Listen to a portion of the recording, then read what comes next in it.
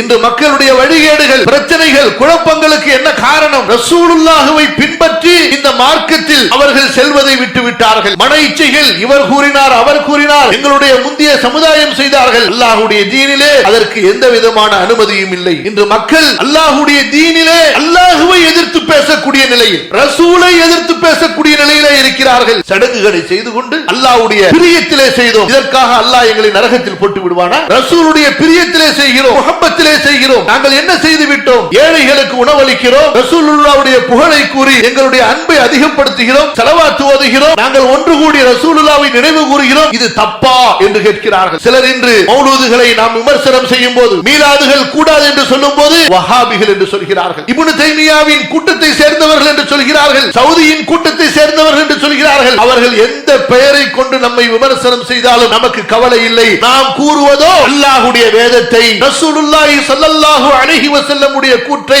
சஹாபாக்களின் வழிமுறையை. இப்னு அப்பாஸ் ரலியல்லாஹு அன்ஹுமா சொல்கின்றார்கள், குர்ஆனுக்கு மாற்றமாக, சுன்னாவிற்கு மாற்றமாக எதையும் சொல்லாதீர்கள். குர்ஆனில் சொல்லப்பட்டதுதான் மார்க்கம். அல் யௌம அக்மல்து லக்கும் தீனக்கும். இபாதத் எது ரசூலுல்லாஹ்வுடைய காலத்தில் இபாதத்தாக இருந்ததோ, ரசூலுல்லாஹ்வின் மீது உண்டான முஹப்பத்தை எப்படி வெளிப்படுத்த வேண்டும், எப்படி அல்லாஹ்வுடைய தூதரின் காலத்திலே சஹாபாக்கள் வெளிப்படுத்தினார்களோ, ரசூலுல்லாஹ்வுடைய நேசம் மார்க்கத்தில் உள்ளதா இல்லையா? மார்க்கத்தில் உள்ளது. ரசூலுல்லாஹ்வை நேசிப்பது, ரசூலுல்லாஹ்வின் மீது ஸலவாத் கூறுவது, அவர்களை பற்றி உயர்வாக பேசுவது அல்லாஹ்வுடைய தீனில் உள்ளதா இல்லையா? அது அல்லாஹ்விற்காக, அல்லாஹ்விற்கு நாம் செய்யக்கூடிய இபாதத்தா இல்லையா என்றால் கண்டிப்பாக இபாதத். அது எப்படி சஹாபாக்களின் காலத்தில் நிறைவேற்றப்பட்டது, எப்படி அதற்கு அல்லாஹ்வுடைய தூதர் ஸல்லல்லாஹு அலைஹி வஸல்லம் வழிகாட்டினார்களோ அந்த வழிமுறைக்கு மாற்றமாக ஒன்றை ஏற்படுத்தி அல்லாஹ்வின் தூதரின் முஹப்பத் என்று யார் எவ்வளவு வாய்கிழிய வாதிட்டாலும் சரி, அது அல்லாஹ்விடத்திலே ஏற்றுக்கொள்ளப்படாது,